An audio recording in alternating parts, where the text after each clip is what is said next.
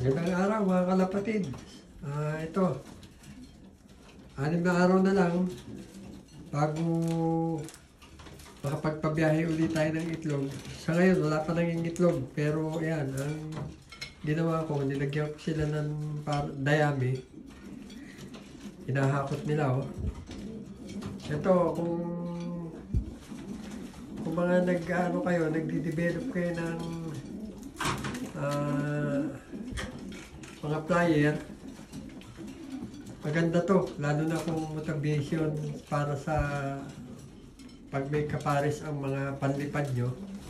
Para sa akin, maganda tong motivation, yung naghahakot sila ng ginagawa nilang pugad. Kasi isa sa mga ano yan, parang homing instinct ng mga kalapati, parang bumubuo sila ng pugad nila o bahay nila para magkaroon sila ng pamilya. Yan. Kaya bumubuo sila ng bahay. Oh. Yan ang magandang motivation pang isa. Kaya sa baba. Oh. Nagpupugad sila. Kung sakaling ang pangkarera nyo i-motivate nyo sa karera, yan, magandang klase yan, yung ganyang klase na inaanuhan sila ng pugad. Binibigyan sila ng hakutin nila. Yan, halos lahat na binigyan ko naghahakot. Yun, oh. Nahawak nila yung dayami sa pugad.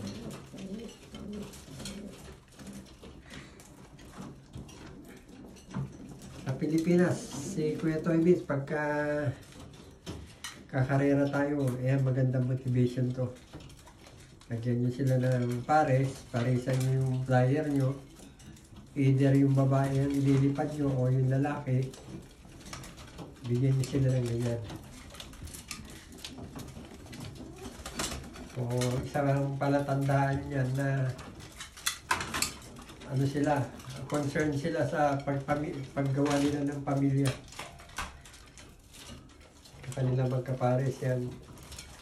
Oh, hakot sila lahat, oh. Oh.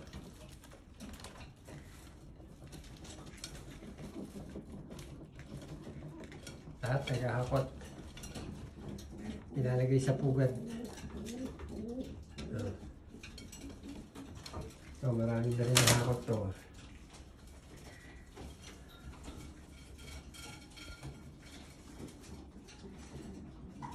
Yan, update ko sa inyo ngayon. Pero ang tansya ko rito, 2 araw pa. May umpisa ng mangingitlog dito. Yun, oh. Ako to.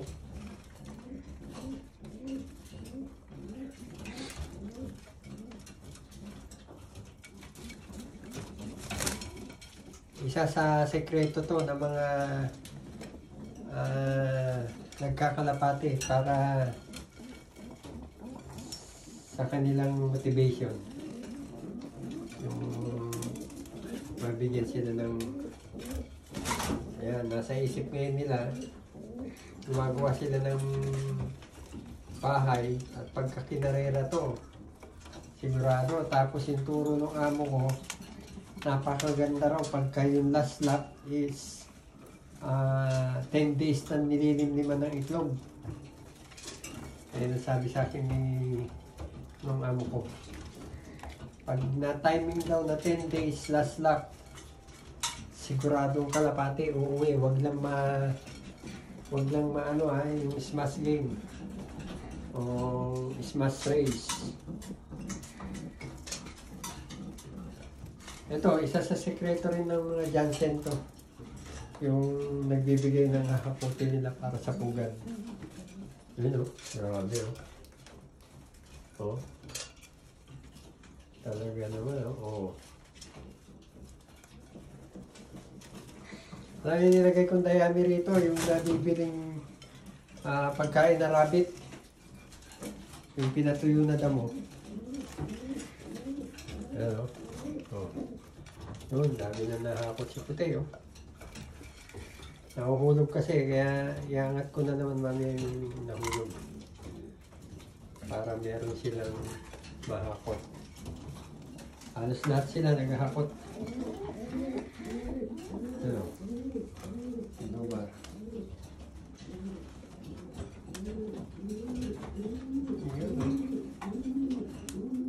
Yan, ano ba?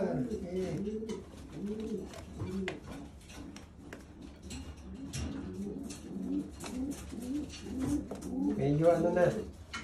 Kumbaga sa mga alagang ano, buntis na itong mga to.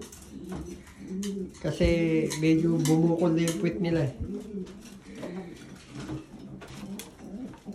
Tama-tama. Timing na timing kasi nga ang susubukan natin ngayon, press egg. So kada itlog, mamarkahan yung itlog, ililista sa record note, ilalagay sa ano, babalutin po ng papel or tissue, tapos ilalagay ko po dun sa chiller, dun sa lagayan ng gulay sa rep.